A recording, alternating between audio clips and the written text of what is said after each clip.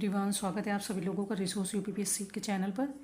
तो हमने 50 number question solve कर लिए थे। 50 से अब 51 स्टार्ट करना है, आगे बढ़ना है। तो चलो इनको देख लेते हैं। आई होप कि आप लोगों में से बहुत सारे लोगों ने प्रैक्टिस कर लिया होगा।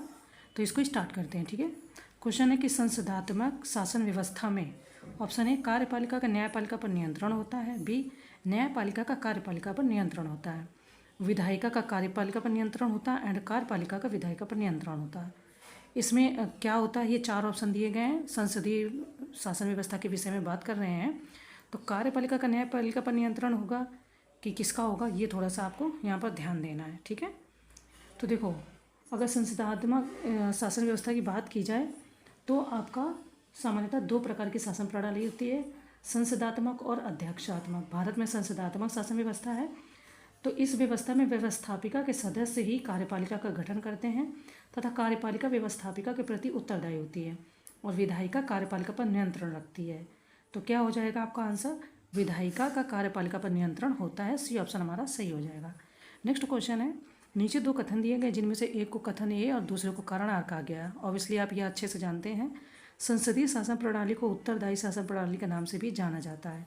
कह रहे हैं आर कारण कह रहे हैं कि इसमें सरकार लोकसभा के प्रति उत्तरदायी होती है, ठीक है।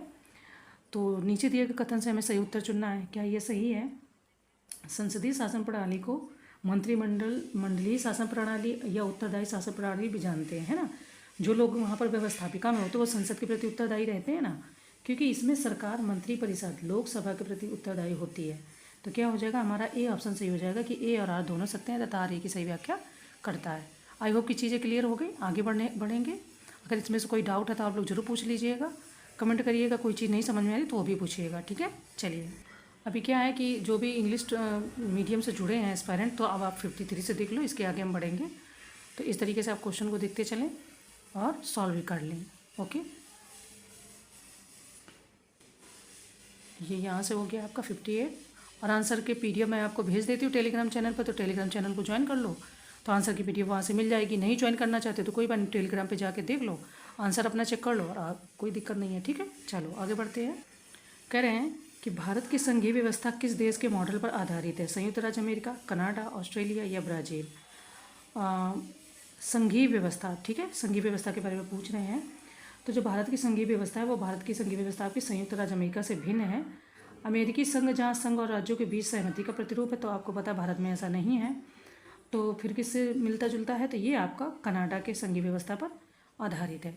नेक्स्ट कह रहे हैं कि निम्नलिखित में से कौन सी विशेषता संघीय शासन की नहीं है, ठीक है। अब नहीं है पूछा, ध्यान रखना। कठोर संविधान, स्वतंत्र न्यायपालिका, सशक्त केंद्र, लिखित संविधान। तो अब आपको बताना है यहाँ पर कि कौन सी संघीय शासन व्यवस्था की वो नहीं है। तो सशक्त केंद्र। देखो, बात करें अगर यहाँ पर, तो द्वैध राज जो पद्धति है उसमें लिखित संविधान, शक्तियों का विभाजन, संविधान की सर्वोच्चता, कठोर संविधान, स्वतंत्र न्यायपालिका आदि विशेषताएं जो है उसकी खूबियां हैं जो वो संघीय शासन व्यवस्था की। जबकि सशक्त केंद्र एकात्मक का मतलब लक्षण है, ठीक है। तो सी ऑप्शन आपका यहाँ पर सही हो जाएगा। मतलब इन्होंने पूछा नहीं है तो नहीं, ये है सशक्त केंद्र। नेक्स्ट है कि निम्न में से कौन सा भारत सरकार अधिनियम 1935 की विशेषताओं में नहीं है। अब देखो, ये भी है, नहीं पूछा है। इसमें 321 धाराएं तथा 10 अनुसूचियाँ थी। इस अधिनियम में अखिल भारतीय महासंघ का प्रावधान था। कह रहे अवशिष्ट विषय प्रांतीय विधायिकाओं को आवंटित किए गए थे। ये इसने केंद्र में द्वैध शासन प्रणाली का आरंभ किया था। फिलहाल जो खूबियाँ नहीं है वो बताना है। तो 1935 भारत शासन अधिनियम में 321 धाराएं और 10 अनुसूचियाँ थी। इसमें एक अखिल भारतीय महासंघ की स्थापना का प्रावधान था। तो क्या हो जाएगा, सी ऑप्शन जो है वो कह रहे हैं कि यहाँ पर आपका सही नहीं है। ये चीज़ मतलब जो सी ऑप्शन है ये उसमें नहीं था। तो क्या नहीं था, तो 1935 का जो भारत शासन अधिनियम है उसमें अवशिष्ट विषय प्रांतीय विधायिकाओं को आवंटित किए गए थे, ये कह रहे हैं। तो ऐसा नहीं है। इसके द्वारा प्रांतों से द्वैध शासन व्यवस्था समाप्त कर केंद्र में द्वैध शासन व्यवस्था लागू की गई थी। अवशिष्ट प्रक्रिया और जो कह रहे हैं कि अवशिष्ट शक्तियाँ गवर्नर जनरल को प्रदान की गई थी। तो इस प्रकार हमारा सी ऑप्शन इसलिए गलत है, ठीक है। आई होप की चीज़ें क्लियर हो गई। आगे बढ़ेंगे। कह रहे निम्न कथनों पर विचार करना है। 26 नवंबर 1949 को संविधान पर 284 सदस्यों ने हस्ताक्षर किए थे। 1949 को संविधान को लागू करने के बाद प्रस्तावना को लागू किया गया था। तो कह रहे हैं ये कि जो संविधान को लागू करने के बाद प्रस्तावना को लागू किया, मतलब वो पूछ रहे हैं कि जो संविधान लागू हुआ तो प्रस्तावना को उसके बाद वो बता रहे हैं कि उस प्रस्तावना को उसके बाद लागू किया गया। तो क्वेश्चन है कि उपरोक्त में से कौन से कथन सत्य है, मतलब ये जो कह रहे हैं वो सत्य है या सेकंड सत्य है या दोनों सत्य हैं, दोनों में से कोई नहीं सत्य, ये बताना है। ठीक है, आई होप कि चीज़ें क्लियर हो गई, क्वेश्चन मतलब सही से समझ में आया। ये तो सबको पता है, छोटे छोटे बच्चों को भी जो ध्यान से पढ़ लेते हैं कि हाँ 26 नवंबर 1949 को हमारा भारत का संविधान लागू हुआ था। अच्छा, 284 सदस्यों ने ही हस्ताक्षर किए थे, जबकि प्रस्तावना को पूरे संविधान को लागू करने के बाद लागू किया गया था, है ना। तो फिर क्या हो जाएगा, तो फिर दोनों ऑप्शन सही हो गया, यानी कि सी ऑप्शन हमारा सत्य है। क्वेश्चन कह रहे कि ये शासन में मूलभूत है और विधि बनाने में इन तत्वों को लागू करना राज्य का कर्तव्य होगा। उपरोक्त कथन संविधान के किस भाग से संबंधित है। बहुत सिंपल है और बहुत अच्छे। राज्यों को हमेशा ध्यान रख के चलना होगा लोगों के बारे में। तो क्या हो जाएगा, तो संविधान के अनुच्छेद 37 में ये वर्णित है कि नीति निर्देशक तत्व शासन में मूलभूत होते हैं, है ना। तो राज्य के नीति निर्देशक तत्व, सिंपल क्वेश्चन है। आगे बढ़ेंगे। देखो कुछ क्वेश्चन इसमें सिंपल भी बने हैं, ये ध्येय आईएएस की है, दृष्टि की भी है। तो कुछ क्वेश्चन इसमें टफ है। जब आप पूरी सीरीज को कंप्लीट करते हैं तो आपको लगता है कि क्वेश्चन ज़्यादा टफ है, नंबर मेरे कम आ रहे हैं। जो लोग प्रैक्टिस कर रहे हैं तो उनकी यही कहने का मतलब है कि शायद टेस्ट सीरीज टफ है या थोड़ा रिवीजन में कमी है, क्योंकि इसमें नंबर कम बन रहे हैं। तो हो सकता है कम बन रहे हैं, तो आप 1 या 2 टेस्ट सीरीज और देख लो, या तो घटना चक्र की देख लो, या तो आप पीसीएस मंत्रा की देख लो, या फिर आप जो आपको ठीक लगती हो। मार्केट में कई सारी टेस्ट सीरीज़ अब तो बहुत सारी कोचिंग की हैं, या टाइम ही कितना बचा है, तो उसको भी देख के प्रैक्टिस कर लो, ताकि आपको आइडिया रहे कि क्वेश्चन में कोई प्रॉब्लम है या रिवीजन में या जो भी प्रॉब्लम, तो पता चल जाए। ठीक है, नेक्स्ट है कि निम्नलिखित में से कौन सी रिट प्रशासनिक अधिकारियों के विरुद्ध जारी की जाती है। 4 रिट के बारे में दिया है, मतलब 4 ऑप्शन है, आपको बताना है। और ये रिट भी आप अच्छे से पढ़ लो, ठीक है, अच्छे से तैयार कर लोगे तो सही रहेगा। उत्प्रेषण रिट जो है वो अधीनस्थ न्यायालयों के विरुद्ध जारी किया जाता है। क्या कहा इन्होंने कि रिट प्रशासनिक अधिकारियों के विरुद्ध जारी की जाती है। तो 4 ऑप्शन है। आंसर की बात करेंगे तो यानी कि कौन कौन सी, तो अधिकार परीक्षा, बंदी प्रत्यक्षीकरण, कि ये जो 4 प्रकार की रिट हैं, इनमें से कौन सी रिट प्रशासनिक अधिकारियों के विरुद्ध जारी की जाती है। ओके, तो देखो प्रशासनिक अधिकारियों के विरुद्ध आपके परमादेश, अधिकार परीक्षा और बंदी प्रत्यक्षीकरण। उत्प्रेषण जो है वो अधीनस्थ न्यायालयों के विरुद्ध जारी की जाती है। तो इसलिए आपका जो कि 4 ऑप्शन है वो गलत है, बाकी सभी सही है। नेक्स्ट है, निम्नलिखित वादों में से किस एक में ये कहा गया कि पंथ निरपेक्षतावाद एवं संघवाद भारतीय संविधान के मूल लक्षण है। ये 4 ऑप्शन दिए गए। मैंने कल ही बोला था कि वर्डिक्ट आपके जो आते हैं वो बहुत इंपॉर्टेंट रहते हैं। ठीक है, तो कौन सा वर्डिक्ट, तो केशवानंद भारती में ही ये बात कही गई। आगे बढ़ते हैं। कह रहे हैं कि निम्न में से किसने कहा था कि प्रस्तावना संविधान का सबसे सम्मानित भाग है, यह संविधान की आत्मा है और यह संविधान की कुंजी है। ये 4 ऑप्शन दिए गए हैं, के.एम. मुंशी, डॉक्टर भीमराव अम्बेडकर, ठाकुरदास भार्गव और डॉक्टर राजेंद्र प्रसाद। ठीक है, आई होप कि आपको याद हो। तो प्रस्तावना के बारे में अनेक विचारकों ने अपने विचार प्रस्तुत किए हैं, लेकिन यहाँ पर ये बात ठाकुरदास भार्गव ने कही थी। ठीक है, नेक्स्ट हमारा सूची का फिर से ये अनुच्छेद है और ये प्रावधान है। हमें इनको मिलान करके ये जो कूट दिया गया है ना, इससे हमें आंसर निकालना है। ठीक है, तो यहाँ पे अनुच्छेद 23, 26, 38 और 41। कुछ दशाओं में काम, शिक्षा और लोक सहायता पाने का अधिकार, राज्य द्वारा लोक कल्याण के लिए अभिवृद्धि, धार्मिक कार्यों के प्रबंध के स्वतंत्रता और मानव का दुर्व्यापार और बलाश्रम का प्रतिषेध। तो सिंपल से आप 4 को आप पहले ए से कर लो, डी को 1 से कर लो। इससे मिलान करेंगे तो डी को 1 से मिलान करेंगे, क्योंकि 23 में ही आपका ये दिया गया है। ओके, और रहा आपका 38 जो राज्य द्वारा लोक कल्याण वाला। ठीक है, C2। अब आपका A4, ठीक है, A4 C2। तो A4 देखो यहाँ कहीं नहीं है, केवल लास्ट में है। ठीक है, तो आप आराम से इसको टिक कर दो। A4 C2 D B3 मतलब 26। तो ये धार्मिक कार्यों के प्रबंध। ठीक है, 26 तो पता है, धार्मिक कार्यों के प्रबंध से स्वतंत्रता। और लास्ट आपका बचता है 20 ये अनुच्छेद 41। तो ये उससे मिलान कर दो, आपका आंसर निकल आया। ठीक है, क्वेश्चन है कि संविधान सभा में मौलिक अधिकार समिति के अध्यक्ष कौन थे। 4 ऑप्शन दिए गए हैं। मौलिक अधिकार समिति के अध्यक्ष के बारे में बात कर रहे हैं। मूल अधिकार समिति के अध्यक्ष वल्लभ भाई पटेल। ठीक है, यहाँ पर मौलिक लिख दिया है, तो मूल अधिकार के अध्यक्ष समिति के अध्यक्ष वल्लभ भाई पटेल थे, जबकि JB कृपलानी मूल अधिकार उप समिति के और जवाहरलाल नेहरू संघीय शक्तियों के। मतलब ये चारों का बता दिया है। आंसर आपका फिलहाल यहाँ पर ए हो जाएगा, सरदार वल्लभ भाई पटेल। लेकिन उन्होंने ये जो 3 ऑप्शन दिए गए, ये लोग किस किस समिति के अध्यक्ष थे वो भी बता दिया डिटेल में। तो आप बढ़िया से पढ़ लेना क्वेश्चन को और आंसर को वहाँ से देख लेना। नेक्स्ट, भारत की संसदीय प्रणाली एवं ब्रिटेन की संसदीय प्रणाली में अंतर का एक बिंदु है। नामिक एवं वास्तविक कार्यपालिका, शैडो कैबिनेट, सामूहिक उत्तरदायित्व, द्विसदनात्मक व्यवस्थापिका। और इसमें अच्छे से सोचो कि क्या होगा। ठीक है, शैडो कैबिनेट है क्या, सामूहिक उत्तरदायित्व तो है, नामिक एवं वास्तविक कार्यपालिका भी है अपने यहाँ, ठीक है। तो कह रहे हैं कि अंतर का एक बिंदु जो नहीं है वो क्या है, ठीक है। ब्रिटेन की संसदीय प्रणाली में छाया कैबिनेट शैडो कैबिनेट की व्यवस्था होती है जो कि विपक्षी पार्टी द्वारा गठित किया जाता है, जबकि भारत में ऐसी कोई व्यवस्था नहीं है, ठीक है। शैडो कैबिनेट भारत में नहीं है। तो आपको इसका आंसर मिल गया कि ब्रिटेन और भारत के बीच में अगर कोई अंतर का एक बिंदु यहाँ पर दे रहे तो क्या है, तो शैडो कैबिनेट का अंतर है। ओके, आई होप कि क्वेश्चन भी समझ में आ गया। आगे बढ़ते हैं, नेक्स्ट क्वेश्चन देखते हैं।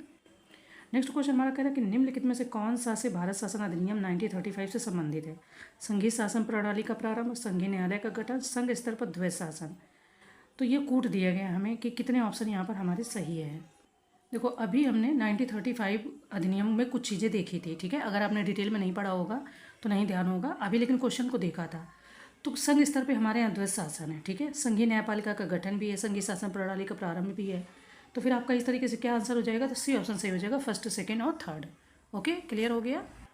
नेक्स्ट कह रहे हैं कि निम्नलिखित कथनों पर विचार करना है। 1858 के भारत शासन अधिनियम के तहत भारत के राज्य सचिव का पद सृजित किया गया था जो ब्रिटिश ताज के प्रति उत्तरदायी था।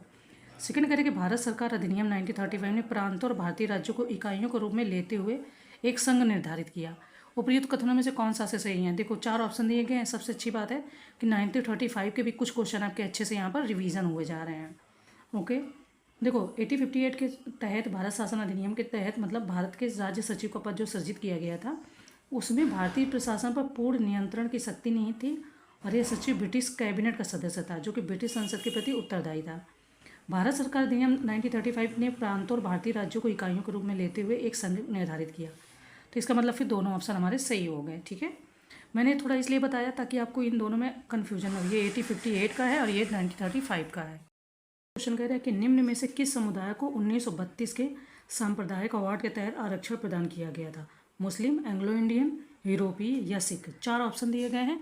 हमें बताना है कि 1932 के सांप्रदायिक अवार्ड जिसे कम्युनल अवार्ड भी बोलते हैं तो उसके तहत क्वेश्चन हमारा पूछ रहे हैं। वर्ष 1932 के सांप्रदायिक अवार्ड के तहत न केवल मुसलमानों बल्कि सिखों, भारतीय ईसाइयों, एंग्लो इंडियंस और यूरोपीय लोगों के लिए भी अलग निर्वाचन क्षेत्रों को जारी रखा, बल्कि इसे दलित वर्गों यानी अनुसूचित जातियों तक भी विस्तारित किया था। तो क्या हो जाएगा आपका उपरोक्त सभी, क्योंकि मुस्लिम थे, एंग्लो इंडियन थे, यूरोपीय थे, सिख थे, यहाँ तक इसमें दलित भी थे, एससी कास्ट के लोग भी थे, ठीक है। मतलब लोग क्या एससी कास्ट को भी उसके तहत आरक्षण प्रदान किया गया था। तो वही कह रहे हैं कि उपरोक्त सभी ऑप्शन हमारे सही हो जाएंगे। आगे बढ़ते हैं। नेक्स्ट क्वेश्चन कह रहा है कि नीचे 2 कथन दिए गए जिनमें से एक को कथन ए और दूसरे को कारण आर कहा गया है। अभी कथन ए कहता है कि भारत में केंद्र एवं राज्य दोनों को ही निवारक निरोध कानून बनाने का अधिकार है। एंड कारण आर कह रहा है कि निवारक निरोध विषय को संविधान की समवर्ती सूची में रखा गया है।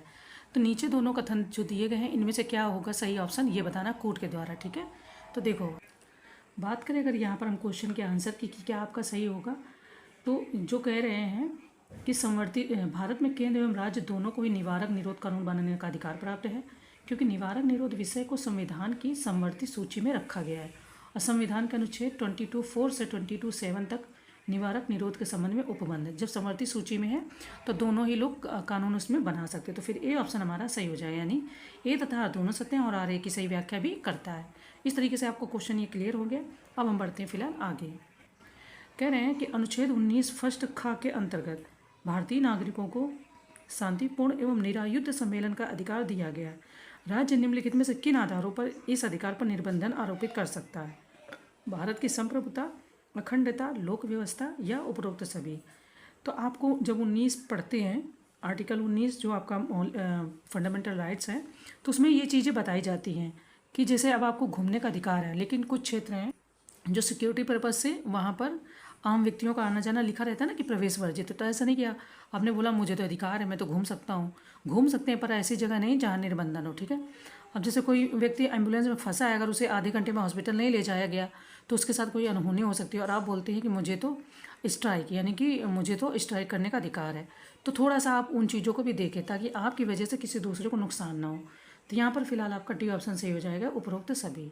ओके, नेक्स्ट है हमारा अनुच्छेद 25 फर्स्ट के अनुसार राज्य निम्नलिखित में से किस आधार पर व्यक्ति की धार्मिक स्वतंत्रता पर निर्बंधन आरोपित नहीं कर सकता है, ठीक है। लोक व्यवस्था, अखंडता, सदाचार या स्वास्थ्य। तो 25 फर्स्ट के अनुसार, वहाँ पर 19 फर्स्ट खा के अनुसार था। थोड़ा सा इसमें डिफरेंस है, अच्छे से देखना है इसको। देखिए 25 फर्स्ट के अनुसार राज्य निम्न आधारों पर व्यक्ति की धार्मिक स्वतंत्रता पर निर्बंधन आरोपित कर सकता है। किस पर? तो लोक व्यवस्था, सदाचार और स्वास्थ्य पर। अच्छा, किस पर अब नहीं कर सकता? तो अखंडता पर नहीं कर सकता। तो इस तरीके से आपको ये 2-3 चीज़ें याद रखनी है। ठीक है, नेक्स्ट है, सर आइवर जेनिंग्स ने भारतीय संविधान को वकीलों का स्वर्ग कहा। इसका कारण है संविधान का विस्तृत होना, संविधान का लचीला होना, संविधान का कठोर होना या प्रधानमंत्री की मुख्य भूमिका।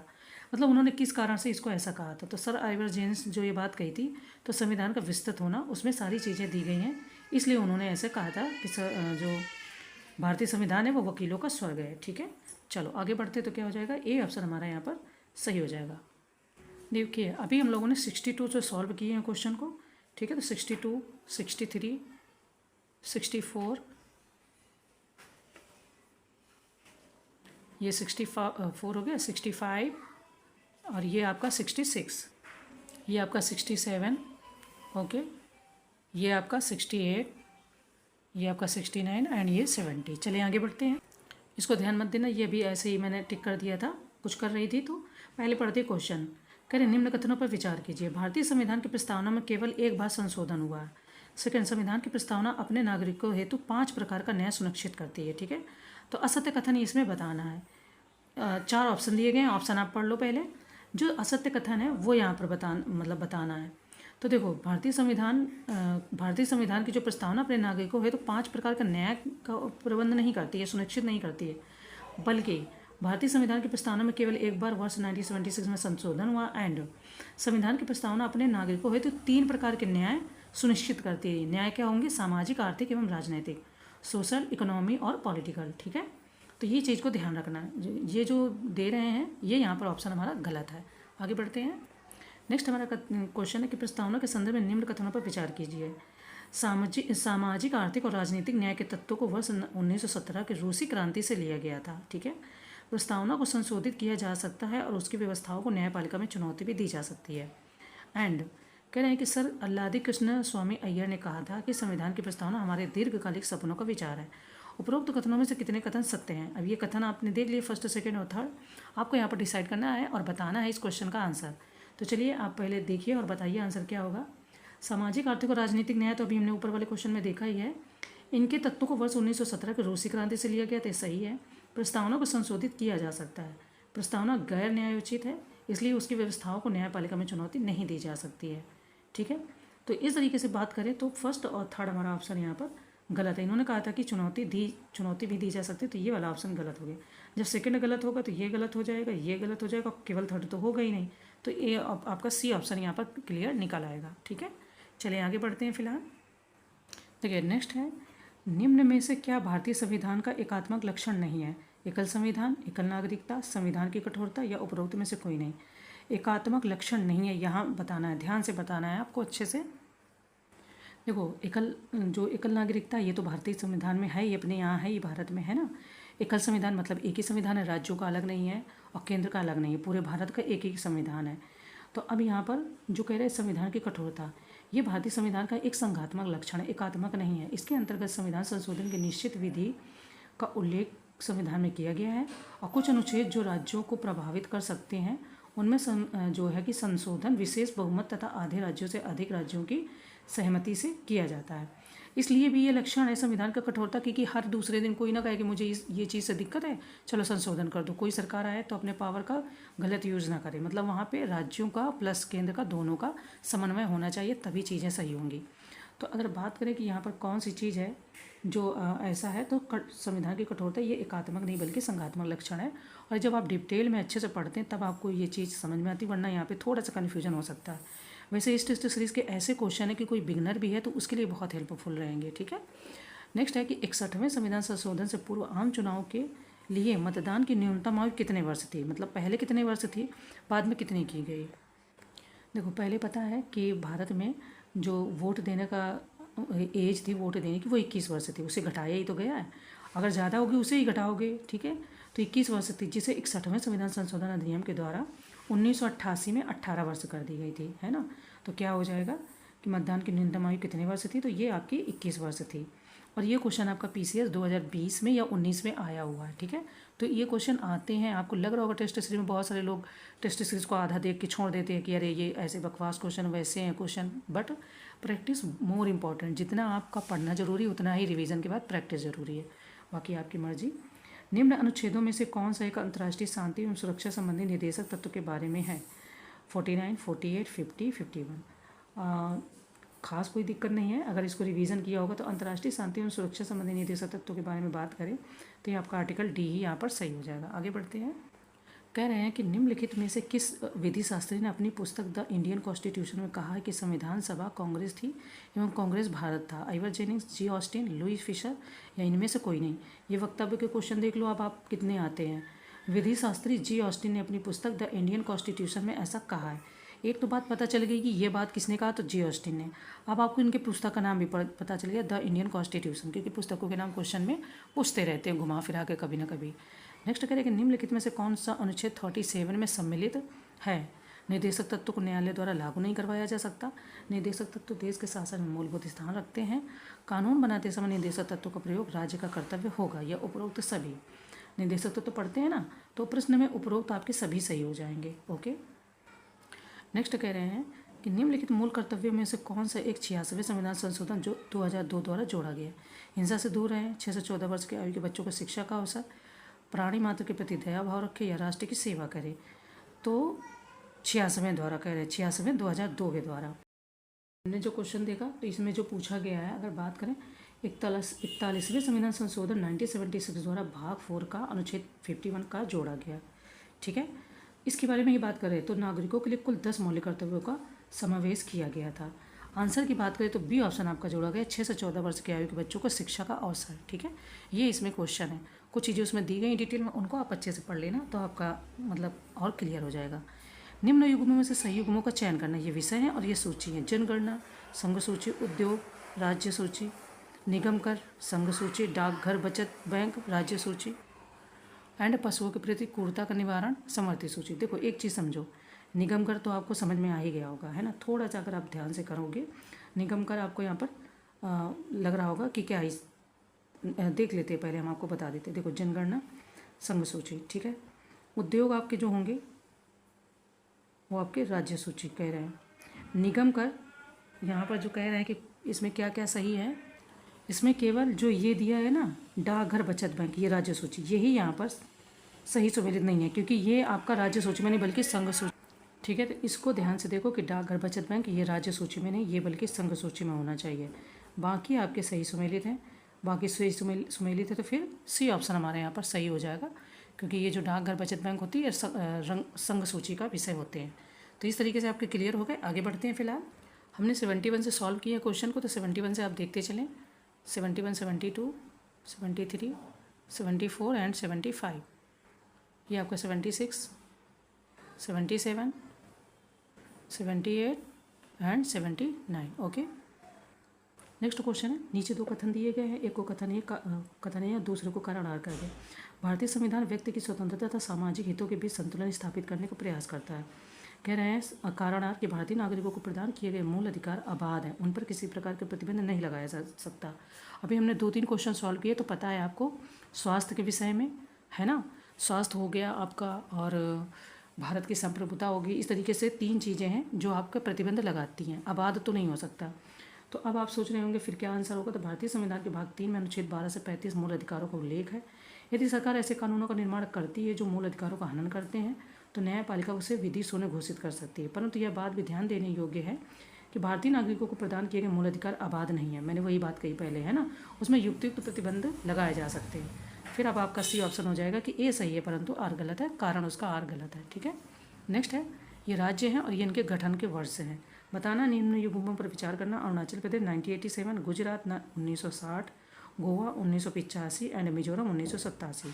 उपरोक्त में से कौन सा से जो युग्म है वो सही सम्मिलित नहीं है। पहली बात तो ये ध्यान देना, पूछा सही सम्मिलित नहीं है। ठीक है, अब आप यहाँ पर आंसर बताओ। देखो आंसर की बात करें, अरुणाचल प्रदेश जो होता है जिसका गठन होता है वो 1987 में होता है, 20 फरवरी को। ठीक है, और गुजरात को तो आपको वैसे ही पहले से ही सही 1960 है, ये भी सही है, बट ये वाला मेरे को तुरंत याद है तो मैंने तुरंत ही बोल दिया। गोवा तो 1987, ये जो 85 दिया है फिलहाल। ठीक है, ये भी 1987 ही है। अरुणाचल प्रदेश, गोवा आपका सेम है, ठीक है। वो 20 फरवरी है, ये 30 मई है। और 20 फरवरी को ही आपका मिजोरम है 1987, ठीक है। तो इसमें कौन सा सही नहीं सुमेलित है, तो वो आपका गोवा सही सुमेलित नहीं था, बाकी आपके सारे सही सुमेलित हैं, ठीक है। नेक्स्ट हमारा क्वेश्चन कह रहे हैं कि निम्नलिखित कथनों पर विचार कीजिए। संविधान सभा में महिला सदस्यों की संख्या 15 थी। हैदराबाद एक ऐसी रियासत थी जिसके प्रतिनिधि संविधान सभा में सम्मिलित नहीं हुए थे। तो क्या ऐसा हुआ था, आपको याद है तो बताएं आंसर। यहाँ पर 2 कथन दिए गए, हमें बताना कि इसमें से क्या बात सही है। तो ये सही है कि हैदराबाद एक ऐसी रियासत थी जिसके प्रतिनिधि संविधान सभा में सम्मिलित नहीं हुए थे। तो अब क्या हो गया, तो सी ऑप्शन हमारा यहाँ पर इसका आंसर हो जाएगा, क्योंकि फर्स्ट और सेकंड दोनों ही यहाँ पर सही सुमेलित हैं, ठीक है। कह रहे हैं कि निम्नलिखित में से किस अनुच्छेद के अंतर्गत संसद को नागरिकता के संबंध में विधि बनाने का अधिकार प्रदान किया गया है। आर्टिकल 10, आर्टिकल 11, आर्टिकल 7 या आर्टिकल 8, ठीक है। नागरिकता के संबंध में मतलब विधि बनाने का यानी नियम बनाने का अधिकार दिया गया। अनुच्छेद 11 के अंतर्गत संसद को नागरिकता के संबंध में विधि बनाने का अधिकार प्रदान किया गया है और इसका प्रयोग करते हुए संसद द्वारा भारतीय नागरिकता अधिनियम 1955 पारित किया गया है, ठीक है। तो क्या हो जाएगा, बी ऑप्शन हो जाएगा, ठीक है। नेक्स्ट है कि निम्नलिखित में से किस संविधान संशोधन द्वारा दिल्ली का नाम बदलकर राष्ट्रीय राजधानी क्षेत्र दिल्ली कर दिया गया था, ठीक है। तो बात करें तो 69वें संविधान संशोधन द्वारा ऐसा किया गया था, ठीक है। दिल्ली का नाम बदल के राष्ट्रीय राजधानी दिल्ली किया गया था। 61वें जो है आपका अमेंडमेंट यानी संविधान संशोधन, उसके द्वारा व्यक्ति को 22 साल में वोट देने का अधिकार को उसमें उम्र को घटाकर 18 वर्ष कर दिया गया था। तो ऐसे कुछ हैं जो पूछ लेते हैं। ये भी क्वेश्चन आपका PCS 2019 या 22 में आया था और उम्र को घटाने वाला भी क्वेश्चन आपका 19 या 22 में आया था। अच्छे से मुझे याद है और देख लेना PYQ में। भारतीय संविधान में राज्यपाल द्वारा राष्ट्रपति के विचारार्थ विधेयक सुरक्षित रखना किस देश के संविधान से लिया गया। ऑस्ट्रेलिया, कनाडा, फ्रांस या आयरलैंड। देखो ये भी क्वेश्चन आते हैं, आराम से पूछते हैं। तो राज्यपाल द्वारा राष्ट्रपति के विचारार्थ विधेयक सुरक्षित रखना कनाडा के संविधान से लिया गया। कहाँ से लिया गया है, तो ये भाई साहब कनाडा से लिया गया। ओके, चलें आगे बढ़ते हैं। फिलहाल क्वेश्चन कह रहा है कि भारतीय संघात्मक व्यवस्था के विभिन्न नामकरण के संदर्भ में निम्नलिखित पर विचार करें। ये नामकरण है और ये विशेषज्ञ हैं। अर्धसंघीय संघ KCVF, सौदेबाजी संघवाद JG मीडले, सहकारी परिसंघवाद ग्रेनविल ऑस्टिन। अब इसमें से कितने सही सुमेलित नहीं है वो पहले बताना है, ठीक है। उन्होंने पूछा सही सुमेलित नहीं है। तो अगर इसको देखो क्वेश्चन को कि ये पूछ रहे हैं कि सही सुमेलित नहीं है। अर्धसंघीय संघ तो KCVF, सौदेबाजी संघवाद तो ये मॉरिस जोन्स ने कहा था, ठीक है। JG मेडले ने नहीं बल्कि मॉरिस जोन्स ने कहा था। और ग्रेनविल ऑस्टिन आपका सत्य है। तो यहाँ पर कौन सा सत्य है, तो बी ऑप्शन ऑब्वियसली निकल आया कि बी आपका सेकंड यानी सही नहीं है। देखिए कह रहे हैं कि मौलिक अधिकार और मौलिक कर्तव्य सह संबंध और अविभाज्य है। मूल संविधान में केवल मौलिक अधिकार थे, मौलिक कर्तव्य नहीं। भारत के राज्य क्षेत्र में सर्वत्र व्यापार, वाणिज्य और आवास समागम संविधान में वर्णित मौलिक अधिकार है। उपरोक्त में से सही कथन या कथनों का चयन करना है। तो कितने ऑप्शन इसमें सही है। भारत के राज्य क्षेत्र में सर्वत्र व्यापार, वाणिज्य और आवास समागम संविधान में वर्णित गैर मौलिक अधिकार है, ठीक है। एक सेकेंड, थोड़ा सा आंसर इन्होंने मतलब कि वैसे दिया है कन्फ्यूजिंग वाला। जैसे हम लोगों को पता है कि व्यापार करना, राज्य में घूमना ये मौलिक अधिकार तो है, बट राज्य के विरुद्ध दिया गया। अगर किसी निजी व्यक्ति का कोई घर है या उसका कोई पार्क है उसने बना रखा है और आप सोचे फार्म हाउस जैसे होते हैं और आप सोचे कि हम उसमें जाकर घूमें और ये हमारा मौलिक अधिकार है, तो वो मौलिक अधिकार नहीं होगा। पता नहीं इन्होंने उसके वे में मतलब निजी के वे में कह दिया है कि ये गैर मौलिक अधिकार है या कैसे, तो थोड़ा सा कन्फ्यूजन है। चाहे तो आप इसको स्किप कर सकते हैं और चाहे तो आप इसको मतलब एक बार देख लीजिएगा। मैंने देखा है तो उसमें निजी के विषय में तो कह रहे हैं लेकिन वैसे नहीं कह रहे, क्योंकि व्यापार करने का तो अधिकार दिया गया है ना, तभी तो इस राज्य का व्यक्ति उस राज्य में भी जाके व्यापार कर लेता है, ठीक है। तो चलो आगे बढ़ते हैं। देखिए हम लोगों ने अभी 80 नंबर क्वेश्चन से देखना शुरू किया था, ठीक है। तो ये 80 हो गया। थोड़ा आपका रीजनिंग सेशन का बड़ा क्वेश्चन है। 81 हो गया, इन सबको आप अच्छे से देख लो। 82 हो गया। आगे बढ़ते हैं। ये आपका 83, 84, 85, 86 एंड 87। चलो आगे बढ़ते हैं। नेक्स्ट क्वेश्चन है कि भारत में न्यायपालिका द्वारा जारी रिट के संदर्भ में निम्नलिखित युग्मों पर विचार करें। ये रिट है और ये अर्थ है।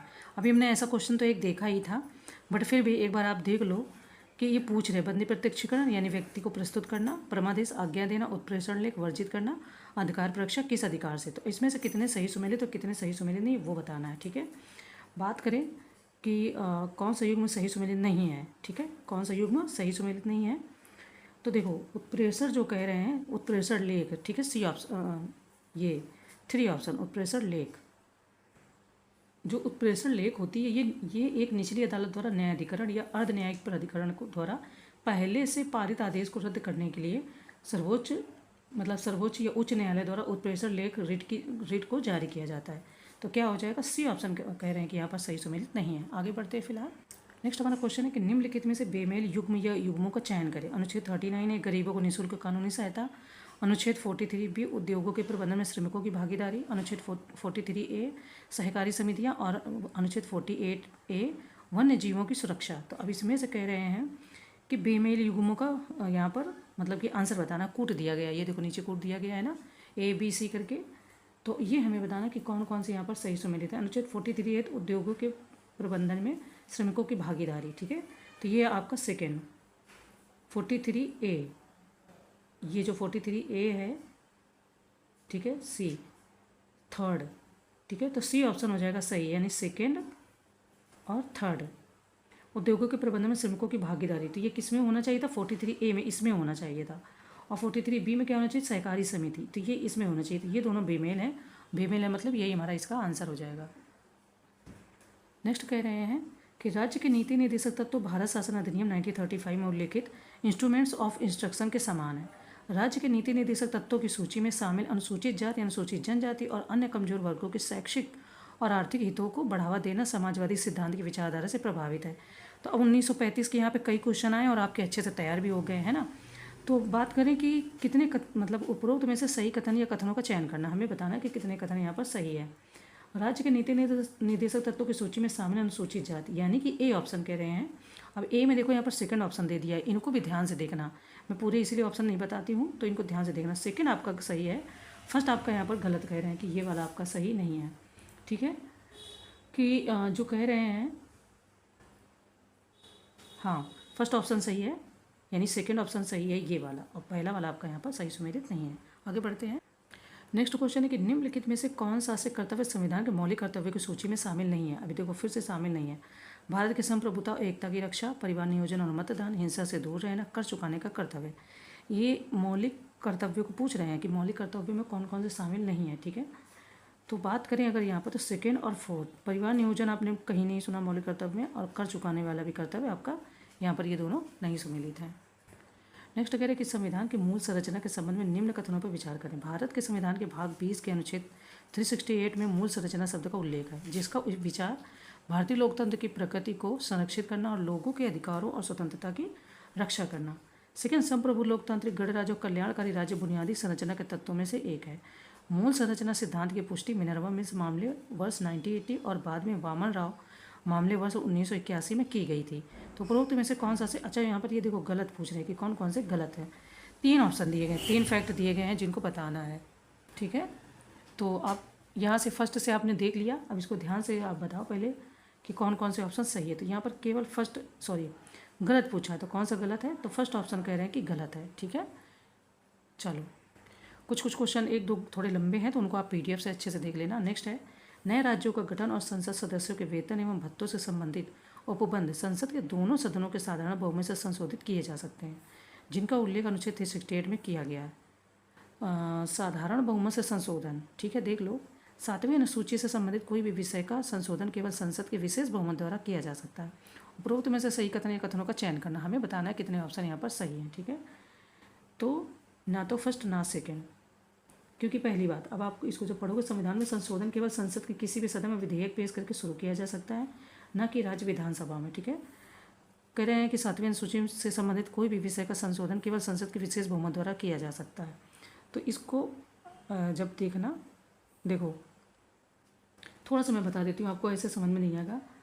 जो मतलब दोनों कथन असत्य हैं, क्यों? क्योंकि नए राज्यों का गठन और संसद सदस्यों के वेतन में भत्ते संबंधित उपबंध संसद के दोनों सदनों के साधारण बहुमत से संशोधित किए जा सकते हैं। अनुच्छेद 368 से बाहर है, और 7वीं अनुसूची से संबंधित किसी भी विषय का संशोधन संसद की विशेष बहुमत एवं राज्यों की स्वीकृति, ये जो केवल इन्होंने ये लिख दिया ना विशेष बहुमत, तो केवल विशेष बहुमत नहीं, राज्यों की स्वीकृति भी होनी चाहिए, वहाँ पर भी अलग अलग तरीके से होता है, ठीक है। इसलिए ये वाला भी गलत है। और ये जो कह रहे हैं कि संसद के दोनों सदनों के साधारण बहुमत से संशोधित किए जाए, जिनका उल्लेख अनुच्छेद 368 में किया गया है, नहीं, साधारण उसका मतलब संशोधन का नहीं होता है। ठीक है, तो चलो आगे बढ़ते हैं। हम लोगों ने 88 से भी क्वेश्चन सॉल्व किए हैं, तो आप इनको देख लो। ठीक है, और ये वाले क्वेश्चन जरूर तैयार कर लेना, हैबियस कॉर्पस, मैंडेमस, सर्टारियो। ठीक है, ये बहुत इंपॉर्टेंट क्वेश्चन है, तो ये पूछते हैं कहीं ना कहीं 1-2 क्वेश्चन तो बनते ही बनते हैं। ठीक है, तो ये आपका हो गया, और इसके बाद में ये आपके हो गए। यहाँ 91 से हमने शुरू किया था। ठीक है, हम लोग 93 तक पहुँच गए हैं। ओके, चलो। कह रहे कि संविधान के अनुच्छेद 368 के अनुसार भारतीय संविधान में संशोधन की प्रक्रिया शुरू की जा सकती है केवल लोकसभा, केवल राज्यसभा, राज्य विधानमंडल या संसद के सदनों में से किसी भी एक में। ठीक है, अच्छे से ध्यान से देखना, तो आपका यही सही होगा, क्योंकि यहाँ पे लोकसभा राज्यसभा खाली नहीं है, किसी से भी संशोधन की प्रक्रिया शुरू की जा सकती है। ये क्वेश्चन अच्छे से समझ लेना। निम्नलिखित में से किस वाद का संबंध बंधुआ मजदूरी से? नीरजा चौधरीवाद, उन्नी कृष्णनवाद, मिनर्वा मिल्सवाद या मेनका गांधीवाद? ठीक है, तो बंधुआ मजदूरी से कह रहे हैं। आपका नीरजा चौधरी बनाम मध्य प्रदेश जो राज्य है, वहाँ पे 1984 के मामले में सर्वोच्च न्यायालय ने ये निर्णय दिया कि branded labour system abolition act 1976 के अधीन सरकार का कर्तव्य केवल बंधुआ मजदूरों यानी श्रमिकों को मुक्त कराना ही नहीं, वरन उनके पुनर्वास की उचित व्यवस्था करना भी है। तो ये ऑप्शन हो जाएगा आपका नीरजा चौधरी। मेनका गांधीवाद भी रहता है चर्चा में, इसको पूछते तो इसको इसी वाद के बाद में 21 को ब्रॉड एरिया में किया गया था। ठीक है, नेक्स्ट है निवारक निरोध के संदर्भ में निम्न कथनों में से कौन सा से सत्य है? इसका उद्देश्य किसी भी व्यक्ति को अपराध करने से रोकना है, और सरकार इसके तहत व्यक्ति को केवल 4 महीने तक अभिरक्षा में निरुद्ध कर सकती है। ये आपके ऑप्शन दिए कि निरुद्ध का मतलब वहाँ पर रोक सकती है। इसकी हिंदी भाषा है, थोड़ा सा आपको दिक्कत होगी समझने में। यह हो सकता है कि आपने ऐसे शब्द कम सुने हो तो इसलिए। ठीक है, वैसे तो आना चाहिए हिंदी ही है। तो यहाँ पर कितने ऑप्शन सही है? पहली बात तो सेकंड आपका हो जाता है गलत। ठीक है, क्योंकि सत्य ही पूछा है, ध्यान रखना। तो फर्स्ट ऑप्शन ही आपका सही होता है, सेकंड गलत हो जाता है। क्यों? निवारक निरोध के बारे में आपका जो अनुच्छेद 22 है वो बात करता है, 22 का खंड 4। ठीक है, निवारक निरोध कानून के अंदर किसी व्यक्ति को अपराध करने के पूर्व ही गिरफ्तार किया जाता है, और इसका उद्देश्य व्यक्ति को अपराध करने से रोकना है, जो कि सत्य है। सरकार इसके तहत व्यक्ति को केवल 3 महीने, ठीक है, ये देखो यहाँ पर जो कहा था ना कि 4 महीने, ये 4 महीने नहीं होगा, केवल 3 महीने तक ही निरुद्ध कर सकती है। तो सेकंड ऑप्शन हमारा गलत है। कह रहे हैं कि किसी लोकपद को अवैध रूप से कब्जा करने वाले व्यक्ति के विरुद्ध निम्नलिखित में से कौन सी रिट जारी की जाती है? 4 ऑप्शन दिए गए हैं, आपको अच्छे से पता हो चुकी होंगी। तो आपका हो जाएगा सी अधिकार परीक्षा रिट। ठीक है, 32 के तहत मूल अधिकारों को प्रवर्तित करने के लिए उच्चतम न्यायालय तथा अनुच्छेद 226 के तहत हाई कोर्ट को रिट जारी करने का अधिकार है, यानी शक्ति है। अब 5 प्रकार की रिटें होती हैं, यहाँ पर आपका सी ऑप्शन सही हो जाएगा। ओके, चलो नेक्स्ट है कि मूल कर्तव्य के संबंध में निम्न कथनों में से कौन एक सही है? ये केवल नागरिकों के लिए, ये केवल विदेशियों के लिए, ये नागरिकों विदेशियों के लिए, या ये न्यायोचित है? मूल कर्तव्य के बारे में बात हो रही है। ठीक है, ये किसके किसके लिए हैं? तो ये केवल नागरिकों के लिए, सिंपल है आपका। नेक्स्ट है कि नीति निर्देशक तत्वों के संदर्भ में निम्नलिखित कथनों में से कौन से सही है? इन्हें लागू करने के लिए सरकार बाध्य है, ये स्वतः लागू होते हैं। ठीक है, तो अगर बात करें तो आपके दोनों ही ऑप्शन यहाँ पर गलत हो जाते हैं। संविधान के भाग 4 के अनुच्छेद 36 से 51 तक राज्य के नीति निर्देशक तत्वों को लेकर पता है आपको। ये लिए कहाँ गए थे? तो आयरलैंड से। इनका उद्देश्य सामाजिक व आर्थिक लोकतंत्र की स्थापना करना है। इनकी प्रगति गैर न्यायोचित है, अतः सरकार इन्हें लागू करने हेतु बाध्य नहीं है। ठीक है, पहली बात तो सरकार लागू करने हेतु बाध्य नहीं, और ये स्वतः लागू मतलब गैर न्यायोचित है, इनके लिए आप वहाँ सुप्रीम कोर्ट या हाई कोर्ट नहीं जा सकते हैं। नेक्स्ट है कि शिक्षा के अधिकार को मौलिक अधिकार का दर्जा किस संविधान संशोधन के अंतर्गत प्रदान किया गया? 4 ऑप्शन दिए गए हैं। अभी आपने इसी क्वेश्चन को आपने इसके पहले वाले क्वेश्चन में सॉल्व किया था। 86वें संविधान संशोधन द्वारा इसको जो मौलिक अधिकार का दर्जा प्रदान किया गया था। ओके, नेक्स्ट कह रहे कि उद्देश्य प्रस्ताव को कब सर्वसम्मति से स्वीकार किया गया था? 13 दिसंबर 1946, 24 सितंबर 1946, 22 जनवरी 1947 या 24 जनवरी 1947? उद्देश्य प्रस्ताव के बारे में बात हो रही है। 22 जनवरी 1947 आपका सी ऑप्शन हो जाएगा कि ये मतलब इसको स्वीकार किया गया था। इसको प्रस्तुत पहले भी किया गया था, तो वो सारी चीज़ें आप डिटेल में वहाँ से पढ़ लेना। कह रहे हैं कि रेगुलेटिंग एक्ट 1773 के संदर्भ में निम्न में से कौन सा से सही है? इनके द्वारा पहली बार कंपनी के प्रशासनिक और राजनीतिक कार्यों को मान्यता मिली। इस अधिनियम के तहत कलकत्ता में एक उच्च न्यायालय की स्थापना की गई थी। तो ये 4 ऑप्शन दिए गए हैं, हमें बताना कि यहाँ पर कौन से सही है। ठीक है, तो बी ऑप्शन सही है, केवल फर्स्ट। इस अधिनियम के तहत कलकत्ता में एक उच्च न्यायालय की स्थापना की गई थी। तो डिटेल काफ़ी अच्छे से दी गई है, उसको अच्छे से पढ़ेंगे तो आपको क्लियर हो जाएंगे। मतलब ब्रिटिश प्रधानमंत्री लॉर्ड नॉर्थ द्वारा गठित गुप्त समिति की सिफारिश पर 1773 का रेगुलेटिंग एक्ट जो है पारित किया गया था। ठीक है, इस अधिनियम के द्वारा पहली बार कंपनी के प्रशासनिक और राजनीतिक कार्य को मान्यता मिली। इसके द्वारा भारत में केंद्रीय प्रशासन को मतलब केंद्रीय प्रशासन की नींव रखी गई। इसके तहत बंगाल के गवर्नर को अब बंगाल का गवर्नर जनरल करने जाने लगा।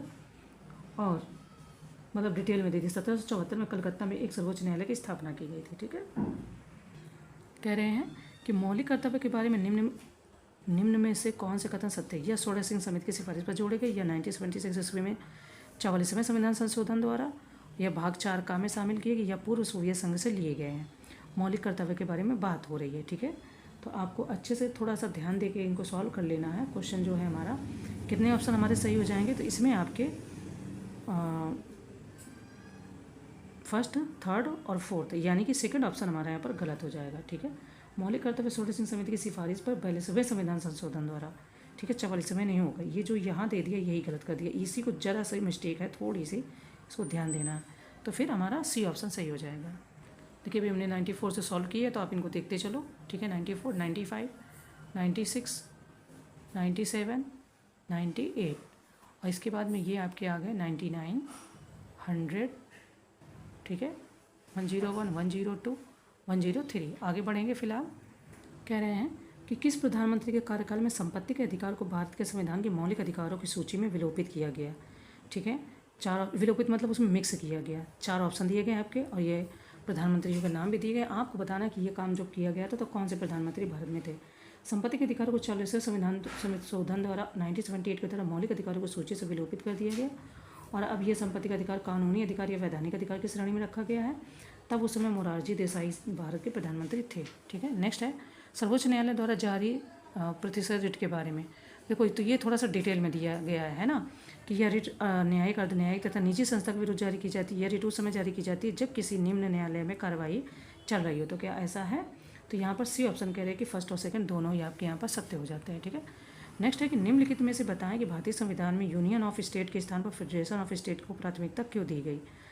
तो ये 2 ऑप्शन है। भारत के फैक्ट हैं, भारत के राज्य संयुक्त राष्ट्र अमेरिका की तरह किसी समझौते का परिणाम नहीं है। दूसरी बात, भारत के राज्यों को संघ से अलग होने का कोई अधिकार नहीं है। संघ अविनाशी है और प्रशासन की सुविधा के लिए ही देश को विभिन्न राज्यों में विभाजित किया गया। तो उपरोक्त कथनों में से सही कथन का हमें चयन करना है। ठीक है, तो आप बताएं। तो जो ऑप्शन दिए गए हैं फिलहाल ये सी यानी कि फर्स्ट और सेकंड दोनों ही हमारे कथन यहाँ पर सत्य हो जाते हैं। निम्नलिखित में से राज्यों के गठन का सही कालानुक्रमिक क्रम क्या है? नागालैंड, अरुणाचल प्रदेश, सिक्किम या हरियाणा?